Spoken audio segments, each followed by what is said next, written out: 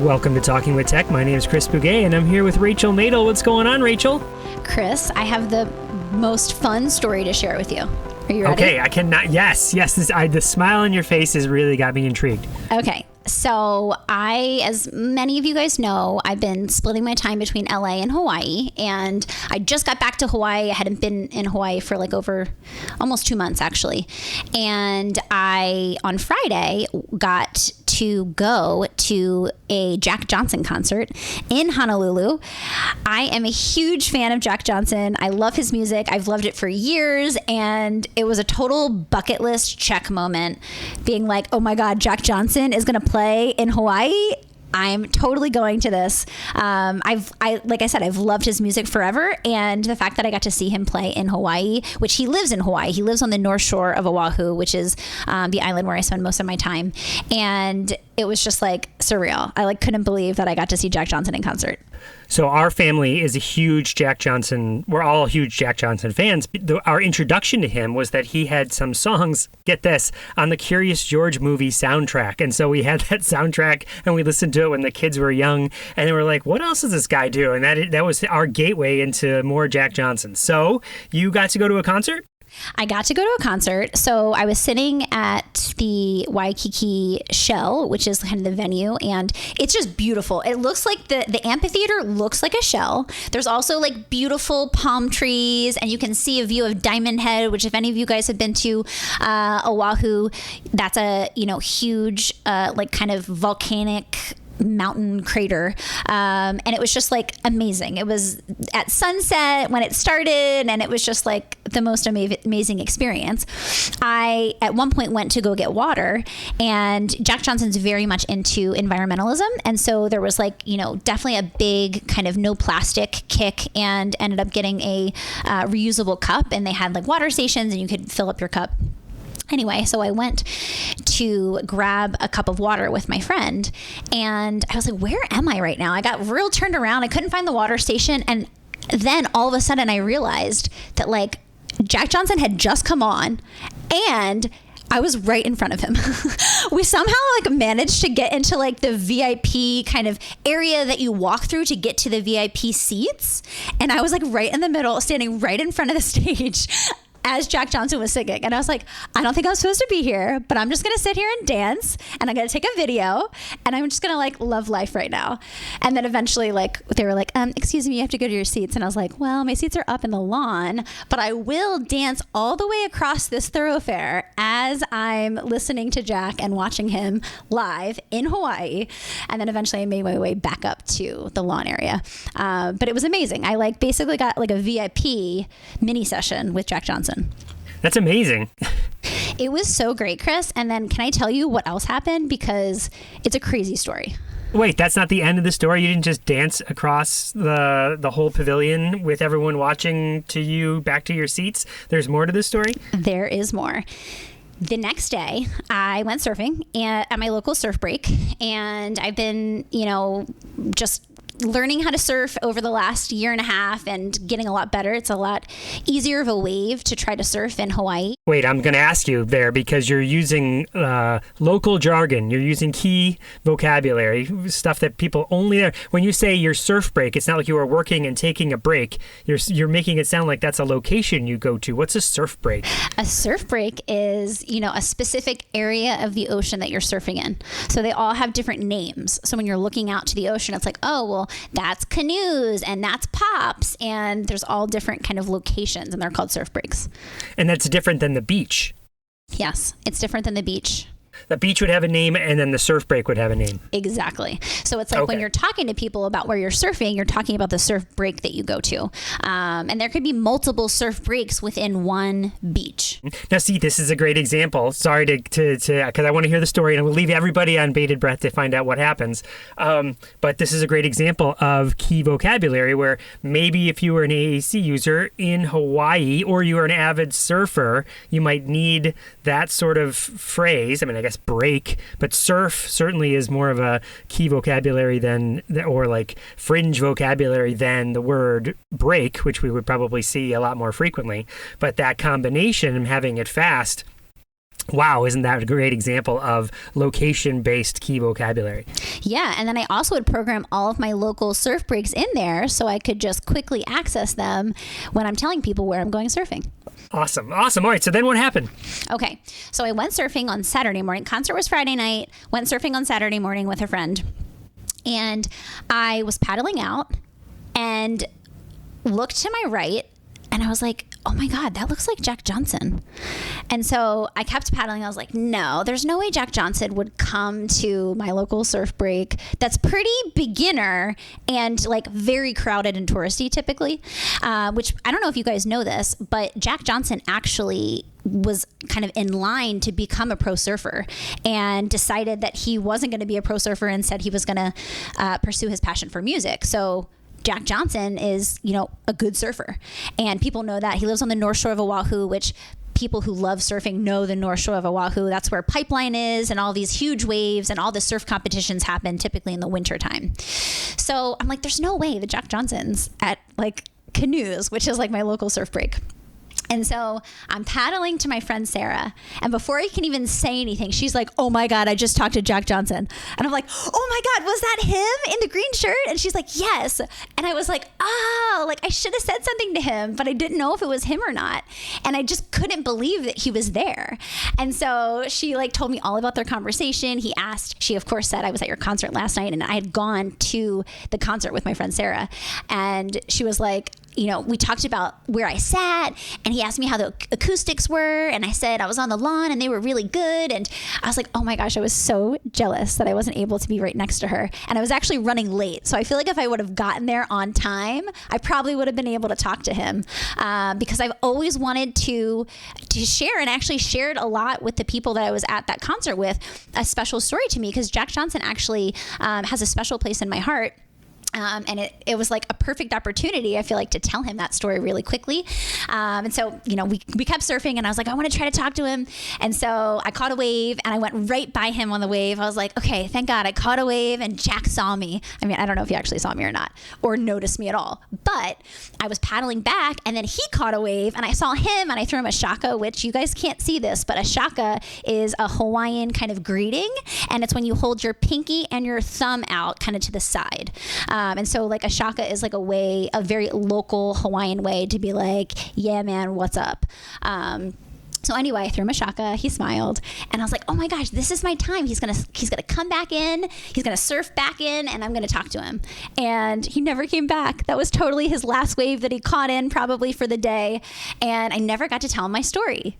Well, okay, so you don't get to tell him the story there. That's a sad ending to that story, except what if I told you I had it on good authority that Jack Johnson is a Talking with Tech listener? Okay, so should I tell a story for Jack? I can't tell you that because I don't know that, but it's possible that he might be listening, or someone here might know him and be like, hey, you got to hear this story. They're talking all about you with surfing, and this person had a story that they wanted to share and they didn't get a chance to. So I'd say take the opportunity now, because you never know with the Talking with Tech podcast. I mean, we could go viral, Chris, and Jack Johnson could know about us. Okay, so you want to hear the story? I do. Okay. So when I was living in Philadelphia, which you guys hopefully know at this point, I'm from Pennsylvania originally. I've kind of moved to California, and I have my practice in LA, and now I'm kind of spending some time in Hawaii. But I'm originally from Pennsylvania, and I remember distinctly kind of a time period of my life. It was specifically during graduate school, which those of you guys who are listening, maybe you guys are grad students and you're like, oh, grad school feels so hard. I think we all can relate to kind of some dark times during our graduate program where we were super stressed and really busy and felt like we weren't, doing good enough. And I don't know about you, Chris, but I had, this pressure that I don't think we could get below a C in our program, otherwise we would get kicked out. And so that level of pressure was so intense. And for me, being an overachiever and a perfectionist at heart, it was just like, oh my gosh, I have to do so great. Anyway, setting the scene, this is Rachel circa her, challenging grad school years. And I also, when I lived on the East Coast, battled with seasonal depression. And, in the wintertime, I would always get really sad and never really understood it, and then kind of started learning about seasonal depression and, all of those things.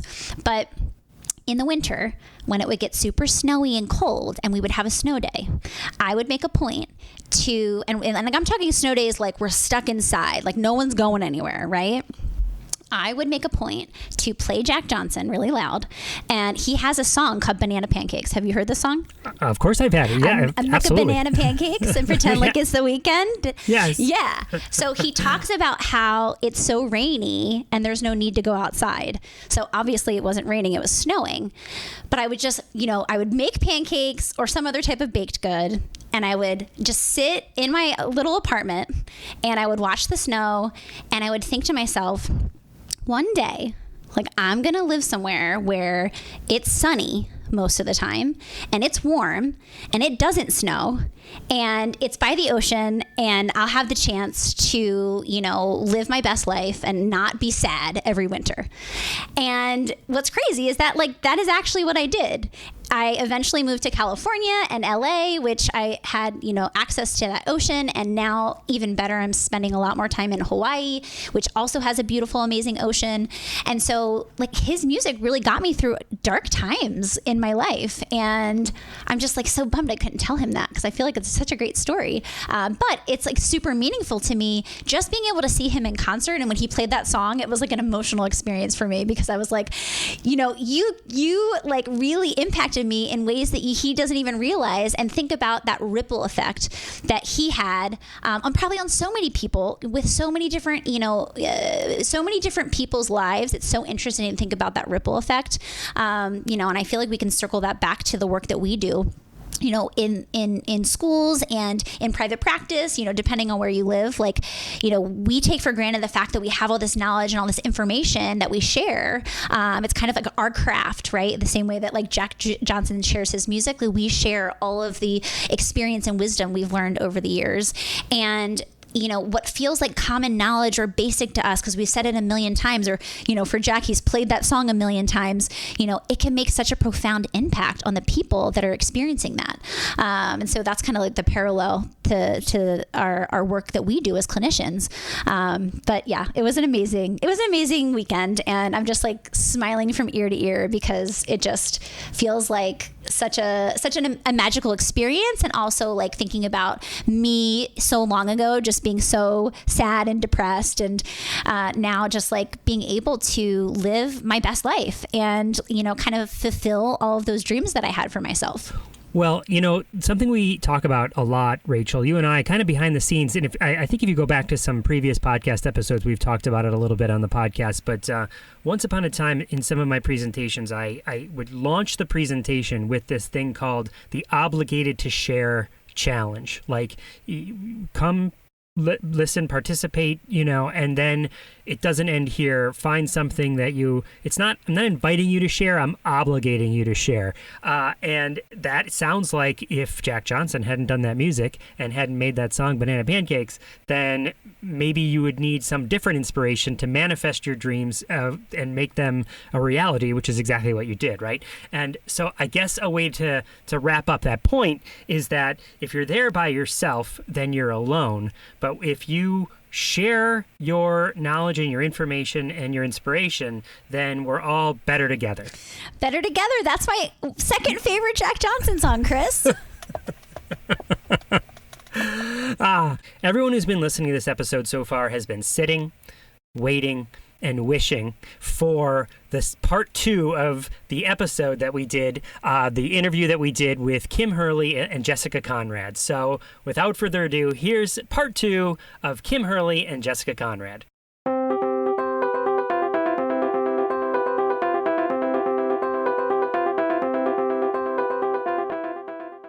Hi, I'm Chris Klein. I am the Vice President of Impact Voices. We are excited to announce Impact Voices inaugural live hangout in Celebration 2022 in Arlington, Virginia, October 7th and 8th. This is the only conference which the AAC and business community will be able to network together. We are going to impact AAC users to dream big, empower them with tools to gain employment, and connect them with employers. We are going to impact employers by educating them about the AAC community, empower them with providing resources to hire an AAC user, and connect them to the AAC community. Please mark your calendars for this exciting conference. For more information about Impact Voices Inaugural Live, Hangout and Celebration, please visit our website or follow us on Facebook, Instagram, or LinkedIn.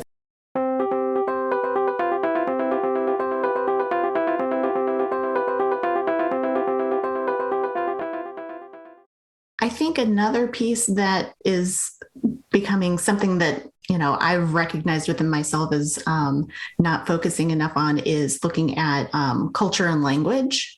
And that piece, when we're talking about stakeholders and involving families in that process, that has been huge. And I think a lot of schools are recognizing, wow, we selected something not thinking about the culture and language of our families in our community. The other piece that I see when people are coming to us, they may have done really well in this, everyone has such and such, but when they transition to high school or transition to adulthood, the need for tools has changed significantly because the environment has changed and the tasks have changed.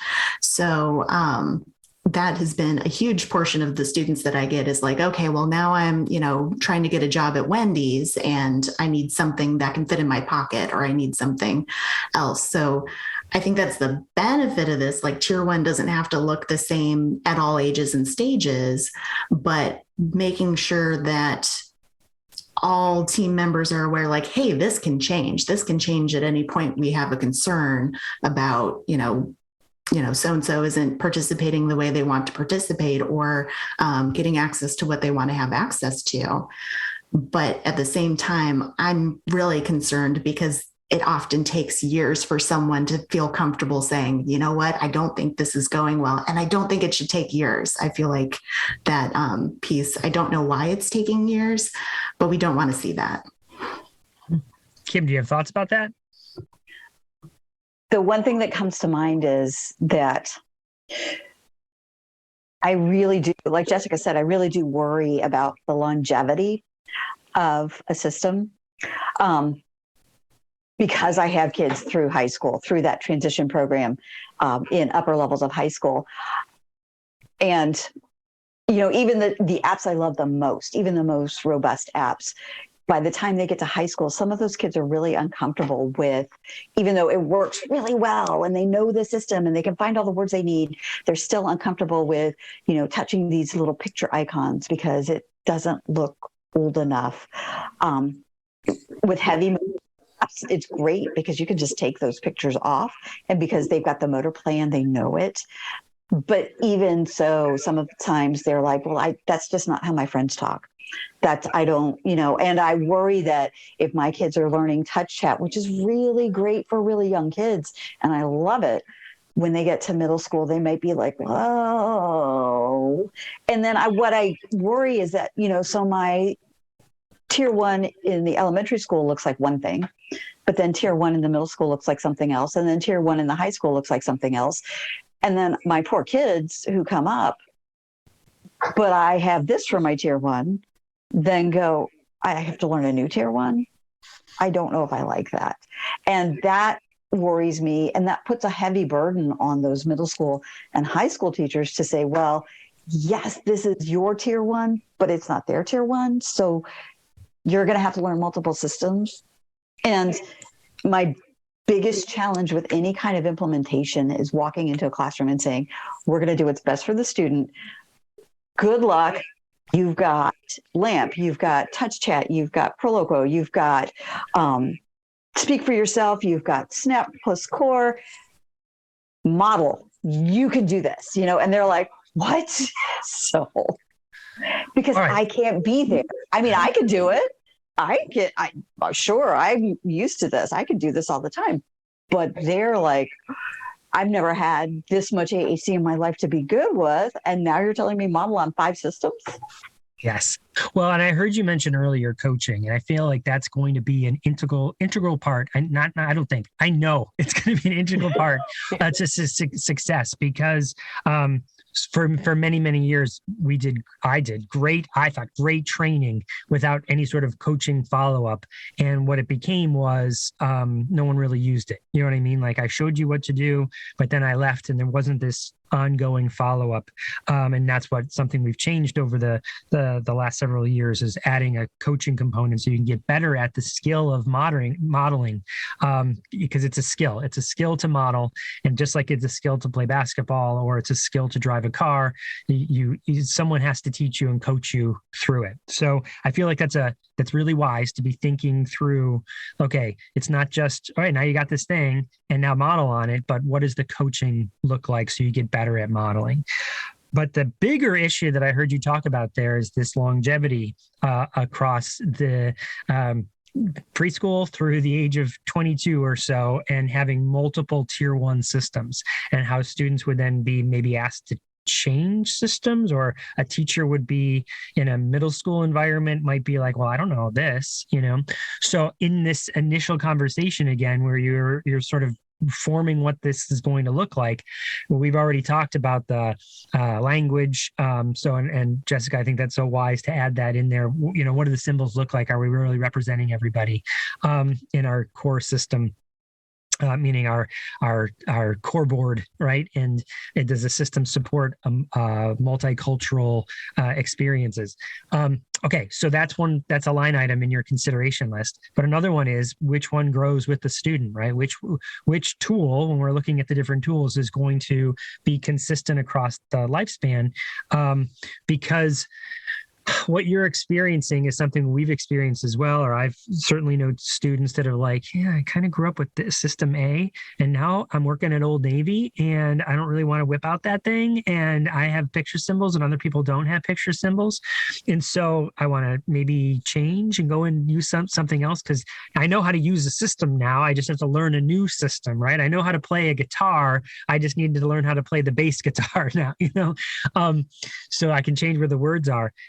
Just give me something that feels a little bit more age appropriate. So I wonder if touch chat is not a good option there. Again, we'll leave it to your team to decide, because it does have like the quick edits. With word power, I think it has quick edits that you can add in these phrases. Now, that doesn't mean you couldn't do that in other systems, but I just think it's a little more intuitive, in my opinion, there in that system. There's like a little button that says quick edits, and then you can add in things that can make it a little bit more,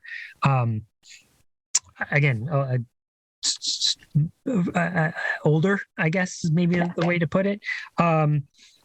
That said, something that I think could also happen is that we're talking about this bubble of students, right? That you are implementing this with K through 2, and then these bubble of students will go together and grow together, right?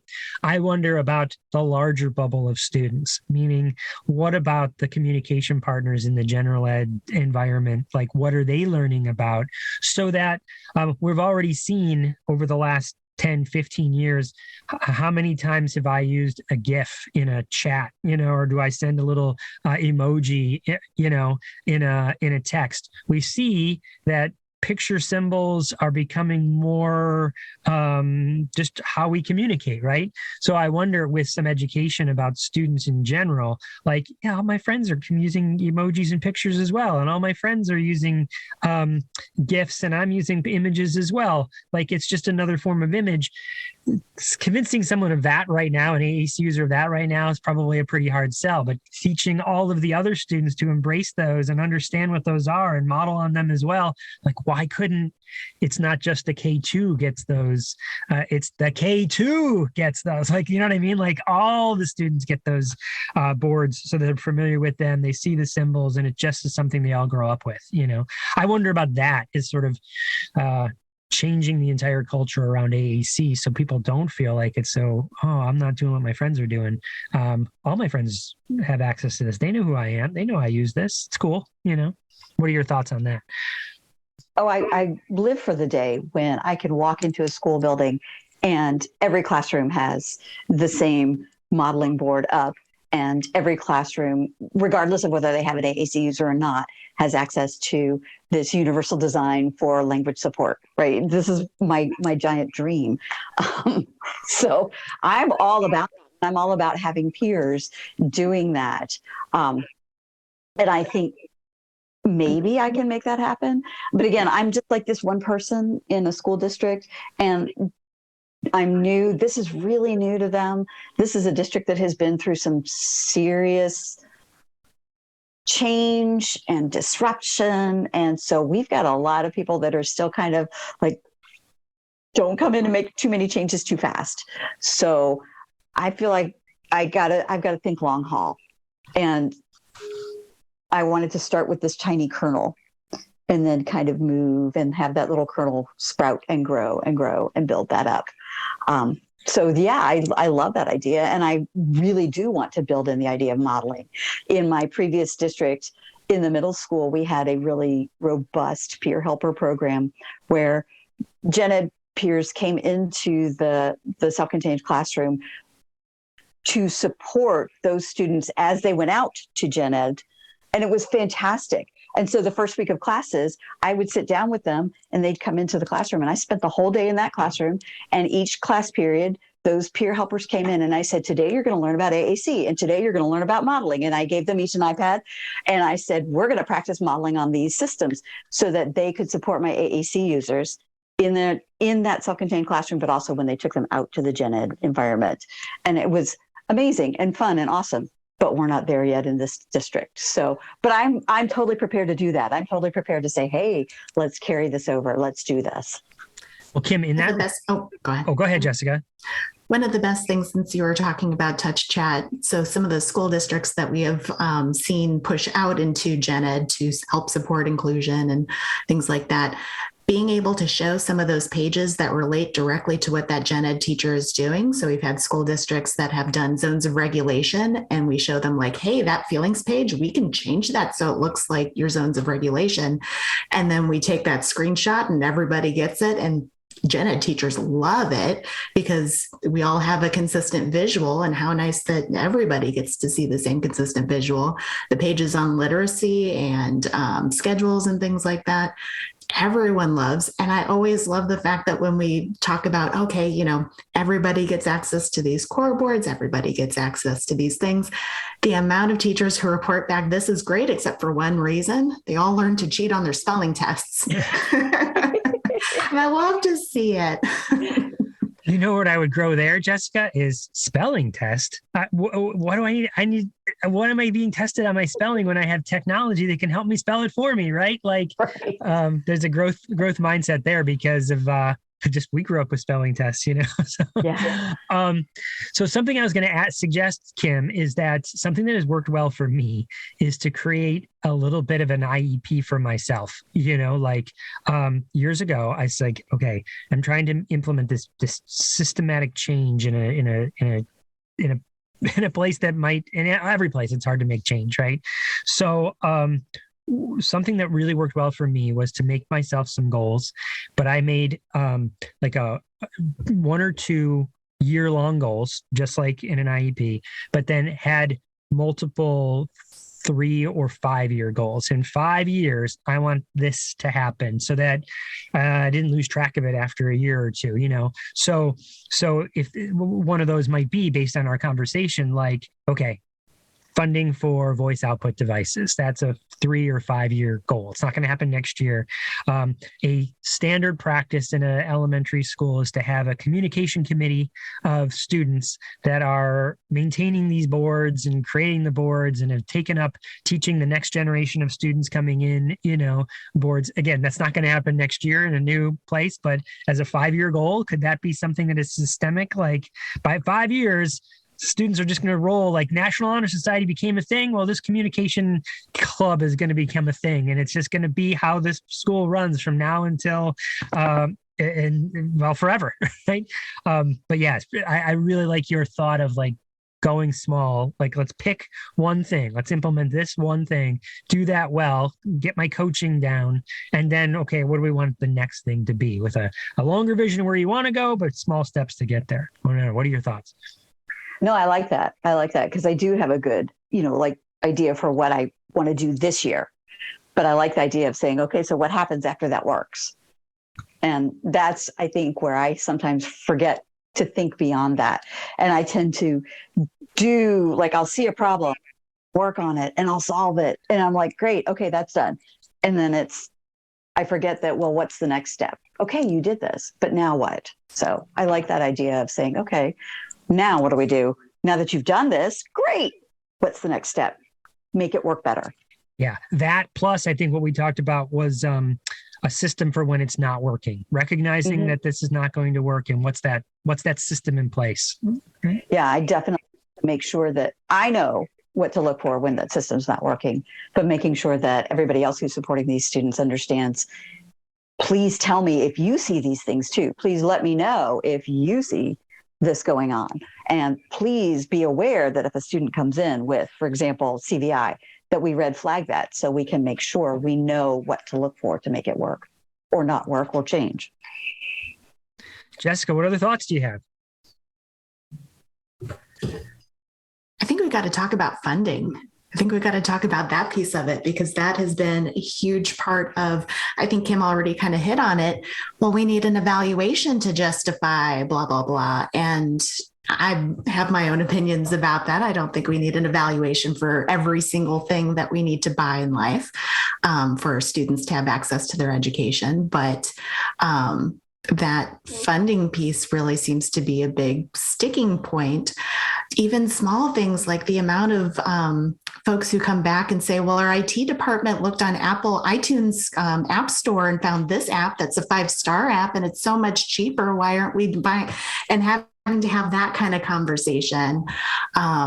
So I think, the tier one, of course, you're taking data all along. Of course, you're taking information all along. But having those conversations with, like we said, making sure that stakeholders are all on the same page. Maybe you need to invite an IT person. Maybe you should make sure your administrator is on the same page. Why didn't we go with that $7 AAC app? There was a reason why. And some making sure that you have access, using things like the PATINS lending library or state local AT lending library for some of these tweaks that you might need to have. I've had a lot of school districts come back with, we're one-to-one with Chromebooks, so the thing you choose better work on a Chromebook. Well, that's not really fair or appropriate. No one else has to be limited by their choices just based on what the one-to-one initiative is. So I think I don't have fantastic answers for the funding issue, but making sure that you are talking to all the right people so that you are using the correct language and bringing in the right resources to have that good conversation, I think is really important, because the last thing you want to do is argue with your IT department about how many stars your AAC app has. Is the reason why you chose it or didn't choose it. Well, okay. So I think something that you mentioned there was like, we don't need an evaluation for every little thing. And certainly there's precedence for that, right? I mean, the Chromebooks that you mentioned, every one-to-one Chromebook, did we do a bunch of individual assessments to get Chromebooks for it? No, we just picked something based on what we thought would the criteria of needs might be. And again, tweaking it from there when we know a student, again, visual impairment is a great example. We know that Chromebook's not going to work for them. We need something else. What do you think about, Kim, inviting someone like that, an IT or administrator or both, to this meeting of what you'd like to do? I'm 100% on board with inviting everybody who needs to be invited to this. I am 100% on board with creating this. I'm really invested in the idea of, my goal in life, and it's not just for my job, but it's my goal in life, and it's reflected in my outside involvement as well, is making sure that everybody has a voice in their environment, that everybody can say what they need to say when they need to say it the way they need to say it. So I don't just do this for my job. This is kind of almost my passion as a person, to make sure that people are heard. So I'm all about giving anybody and everybody access to this conversation so that they can contribute with this and see where they can play a role. So to add to that, I think one of the benefits of having so many folks, especially like IT administrators, families, people who tend to stick around, is one of the things, and I was complaining to Kim about this last week, was in the last couple years, all of my I used to have classrooms that I would send people to, like, oh, you want to see how this could look in a high school classroom? You want to see how this could look in an elementary school classroom? Go to this school district, visit this teacher, and you'll see how that looks in real life. And people love that. All of them are gone. All of them are gone in the last 2 years because people changed school districts like Kim did. People have retired. Just those classrooms have disintegrated, and we're just now starting to see, that renewal in some areas, but we're having a teacher crisis and speech therapist crisis in our state and across the country. So planning and making sure that your tiers are going to last, because should Kim win the lottery and not come back to her job, what's going to happen to those kids? If you have the families on board, you have your administration and your IT folks on board, you can still continue those tiers if everyone understands why those tiers were created and how to implement those. So it's not just Kim trying to hold up the tent. You have a lot of folks involved in there. And I keep on going back to families, but if our families are going to be with our students for the rest of their lives, I want to make sure that they're involved from the beginning. That makes a lot of sense. I think if Kim won the lottery, she'd buy all the kids iPads in that case. Probably. Yep. So going back to having people at that meeting, Kim, do you think that the reason you're choosing a core board as the tier 1 support is because of funding? Meaning, if you could have an iPad with touch chat on it, would you do that? For each kid in the K2 program. Right. So I love the idea of one-to-one, but I also know this classroom. We have students in there who, for a variety of reasons, an iPad one-to-one. And I would love to assign them one-to-one, but I could see enough people saying they're not ready for it, or they're going to throw it, or they're not going to use it, for me to push that idea of one-to-one. But it kills me because they are one-to-one with Chromebooks in that classroom. So each student is assigned a Chromebook and it's in the classroom, and they don't all use those Chromebooks. So yeah, I'd love to say, hey, let's give each of these kids an iPad with touch chat, and only touch chat, so that they can't say, oh, well, we're their handwriting program on there as well. I'm like, no. And that's one that I'll argue about. But my concern is that if I do say, hey, let's go one-to-one with iPads, then the IT department's going to say, great, so we can get, the handwriting app on there, and we can get their schedule app on there, and we can get their, yada, yada, yada, yada, reading app on there. I'm like, no. The idea of not everything is on this device, at least for these kids.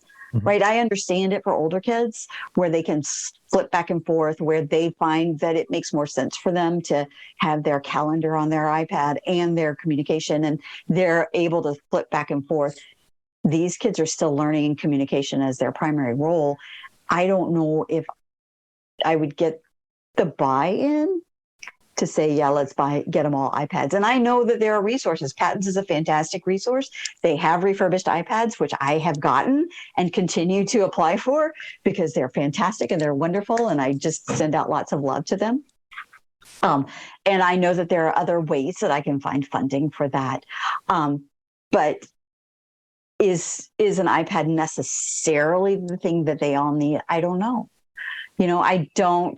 A lot of these kids are mostly verbal, or are, highly apraxic, but aren't interested in using AAC yet to support their verbal output.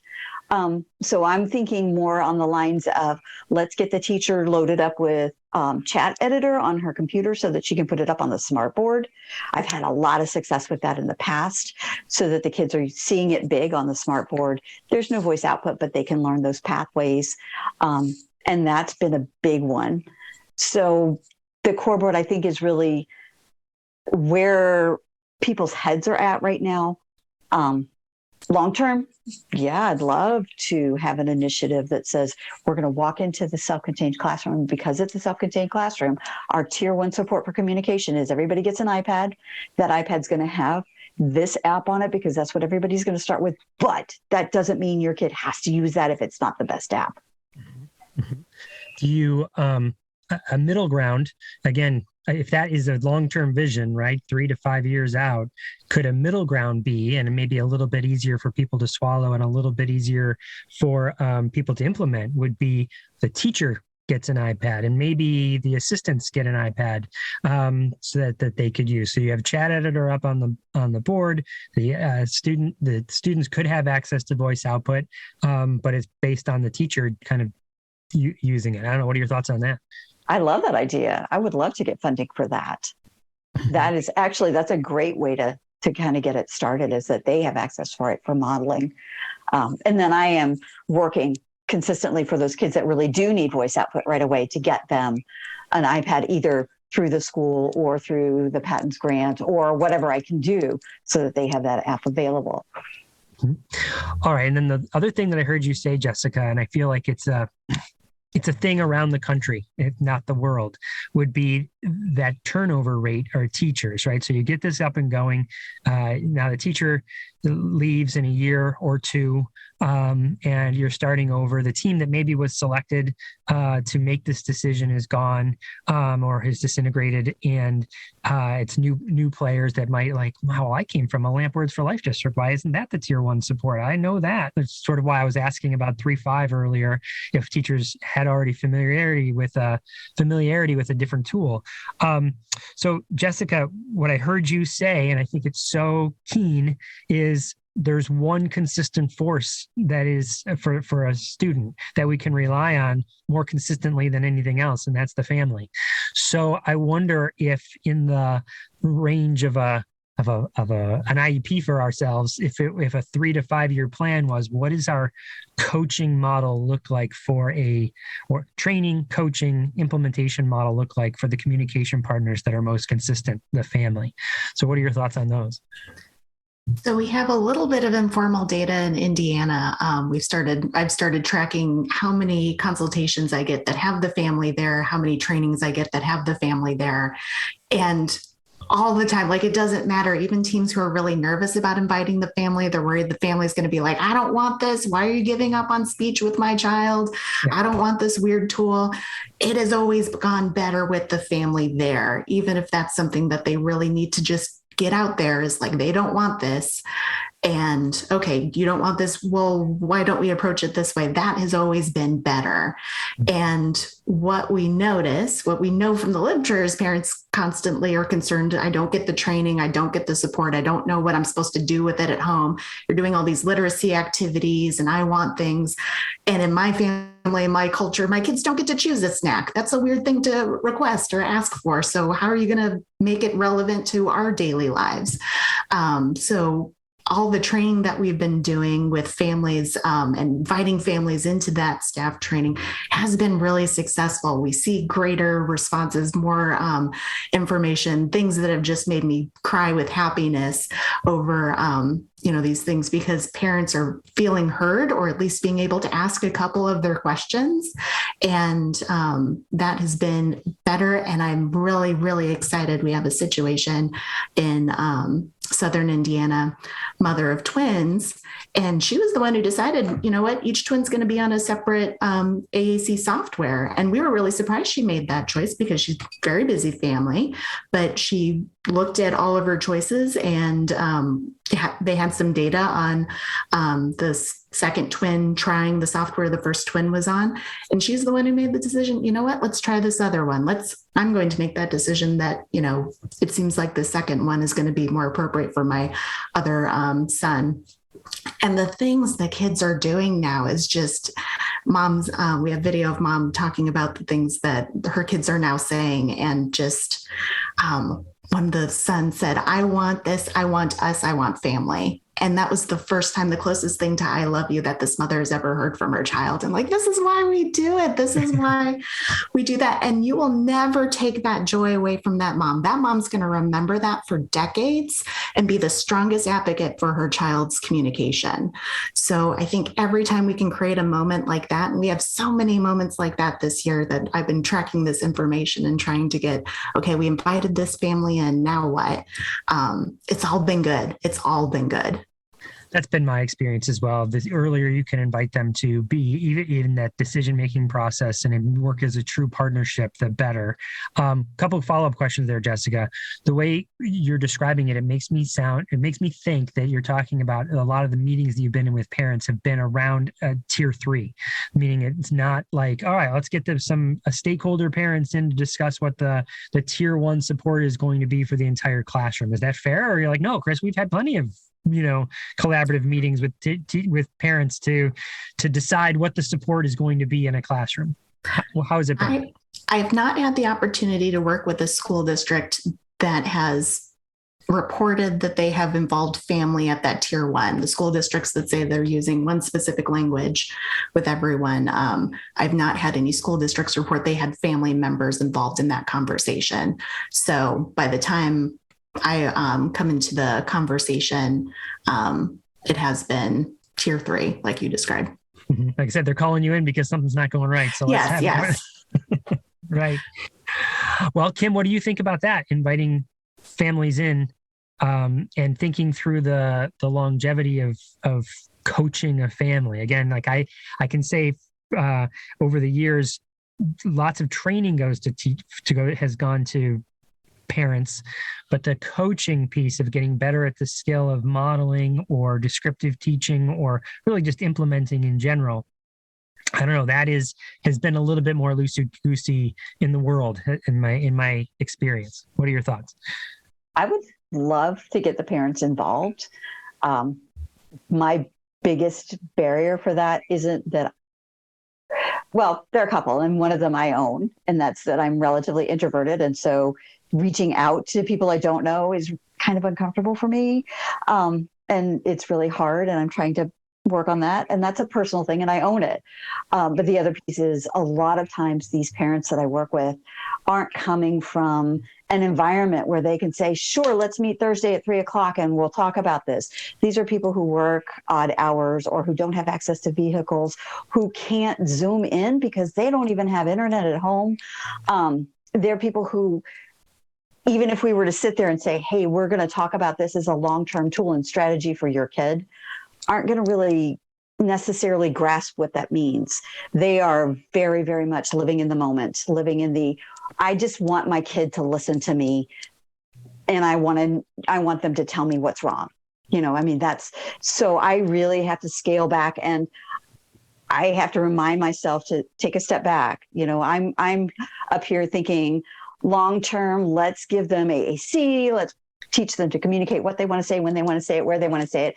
And mom and dad are like, I just want them to stop crying, and so, right. and I can't come to that meeting, I've got work, or I can't come to that meeting because I don't have a babysitter, or I can't make it when you're there. Then, you get the ones that are like, sure, and again, that whatever you say, you're the expert. And I really feel for these people because I want them to buy in. I want them to understand that. But I think there's still a step that they have to take before they can get there. And I don't know how to bridge that gap. Mm-hmm. Well, I think something that has, I know I've just mentioned this to some parents recently, and it seemed to resonate, at least with these set of parents, was the idea that this is not new anymore. It might be new in certain areas, but we have been doing what we're suggesting we do here for 10 years now, like we're closing in on 10 years. So we sort of know what works and what doesn't work. We know what's not going to work is just focusing on something that's 2 inches away from our nose. Do you know what I mean? Like we can do that. We can talk about those little moments, but and we'll help you through those. And here's what to do in those moments. But there's a longer game to really show some, that seemed, the parents seemed to, at least in this one conversation I had, like, oh, you've been doing this for a while. That gives me some confidence that what you're saying makes sense. That this isn't 10 years ago. We're like, hey, we have this new thing, Prolo Quo to go, just came out on the iPhone. You know what I mean? Like, why don't we try that? Like with a shrug of the shoulders, or there's a $5,000 device we could get, again, I'm shrugging my shoulders and saying that facetiously, but that's sort of how it was 10 years ago. Now we have lots of experience, at least 10 years of experience, which is still maybe a little bit new, but today's the best day ever to be someone who needs AAC, because we have so many more people that know so much more about it. So anyway, I wonder if that's not a case, Kim, is to think, okay, well, again, I won't be able to implement something for every parent, and I won't be able to make it solve every single problem and do a coaching thing with every single parent. Could I pick one and get a proof of concept and be like, here's what we did. We scheduled out throughout the year, I'm going to meet with you these days. And we put this plan in together for this one scenario so that the next parents that come along is like, well, here's what worked.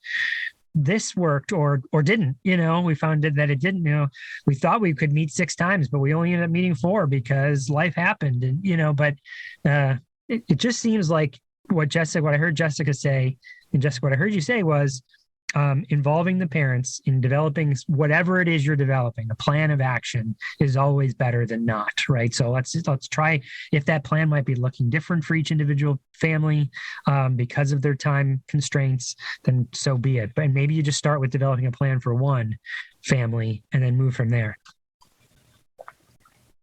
I don't know. Final thoughts?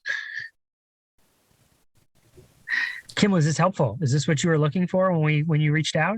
Yeah, no, I do. I think this is really interesting. And I think we have a lot of talking points for our own discussions that we're going to have in the fall with the other Indiana AAC experts. But I think this is a great way to think about it from my own personal experience, and also a great way to think about it beyond my personal experience, that I can then talk to other people and say, hey, here's some things you could think about.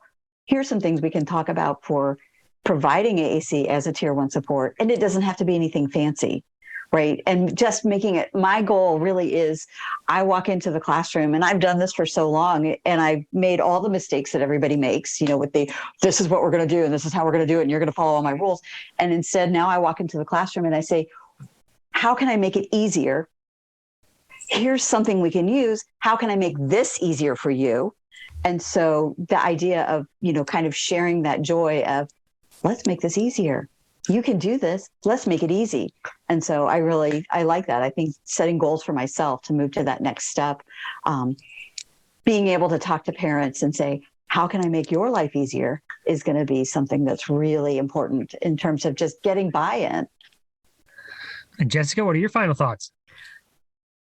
I can't wait. This whole conversation has made me think about things that were 10 years ago. We never would have been having this conversation 10 years ago. And I think in 10 years, Kim's going to have a small group of AAC users who can then be her stakeholders in refining that RTI process. And that's going to be really exciting. Yeah, I'm excited for the future too. I mean, with all these conversations and so many passionate people working at this, it's only going to get better, right? It's only going to get better. Cool. Well, all right. My final thought is I'll see you in November, right? I'm going to be at the Access to Ed conference, and I can't wait to catch up. Wonderful. See how it's all going. That'll be awesome. All right. See you then. All right. Thanks.